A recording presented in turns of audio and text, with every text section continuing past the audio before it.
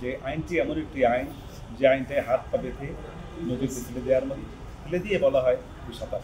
কোনো মানুষই ভুলের ঊর্ধ্বে না, কোনো সরকারি ভুলের ঊর্ধ্বে না। এইসব ভুল ত্রুটি সব সরকার আমলই হয়েছে। সমস্ত বয়ান বঙ্গবন্ধু এবং শেখ হাসিনার সমস্ত কুকীর্তির বয়ান তারা তুলে ধরেছে। কর্নাল চার্জের রাষ্ট্রপক্ষ যে বক্তব্যগুলি দিয়েছে সেই বক্তব্যেরই একটি প্রথম দিকের কিছু অংশে আমি প্রতিবাদ করেছি, বিরোধিতা করেছি। সেই প্রতিবাদ এবং বিরোধিতা করতে গিয়ে আমি শুরুতেই বলেছি যে এই আইনটির মধ্যে অনেক সীমাবদ্ধতা আছে। মূল আইনের সাক্ষ্য আইন, তারপরে সিআরপিসি, তারপরে আর অনেক কিছু বিভিন্ন জায়গায় একটা সীমাবদ্ধ করে রেখেছে। সেটা যেই করুক, শেখ হাসিনা আমলের সরকার করুক অথবা বর্তমান সরকার, এইরকম একটি আইনে যখন কোনো আসামির বিচার হয় সেই বিচারটা প্রশ্নবিদ্ধ করতে হয়। একটি বিচারের অর্থ হলো এই যে তাকে সর্বপ্রকারের সুযোগ সুবিধা তাকে দিতে হবে। সেই সব সুযোগ সুবিধা থেকে এই আইনের কারণে বাধাগ্রস্ত। সেই কারণে আমি বলেছি যে আইনটি এমন একটি আইন যে আইনটায় হাত পা বেঁধে নদীতে ফেলে দেওয়ার মতো ফেলে দিয়ে বলা হয় সাঁতার।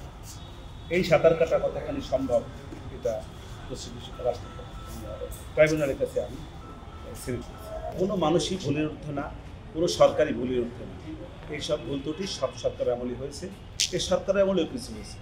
কিন্তু যে ভুল ত্রুটিগুলি হয়েছে সেইটাকেই শুধু প্রাধান্য দিয়ে এর চাইতেও যে বেশি ভালো কিছু তৎকালীন সরকার করেছে 15 বছরে, সেই ভালো কিছুর কোনো রকমেরই কোনো প্রমাণ তারা তাদের কর্নাল চার্জে রাখেন নাই। এবং তারা শুধু তাদেরকে এক ধরনের গীবত শব্দ অবশ্য আমি কোর্টে বলি নাই, এখানে বলছি, শুধু 15 বছরের শেখ হাসিনার শাসনের গীবতই করে গেছে। কিন্তু তাদের যে সমস্ত ভালো জিনিস ছিল, যেমন পদ্মা সেতু, metro rail, Karnaphuli tunnel, elevated express সহ আরও বিভিন্ন রকমের যে উন্নয়ন সারা বাংলাদেশে যে সমস্ত উন্নয়ন করেছে, একটি দেশকে মধ্যম আয়ের দেশ হিসাবে রূপ নেওয়ার যে তার সর্বোচ্চ প্রচেষ্টা এবং সে ঘোষণাও দিয়েছিল, এই যে বিষয়গুলি সেগুলোকে ইগনোর করে তাদের ত্রুটি বিচ্যুতিকেই শুধু তুলে ধরছে। অতএব শুধু এখানে বিচার্য বিষয় হলো এই ট্রাইব্যুনালের যে balance of convenience and inconvenience.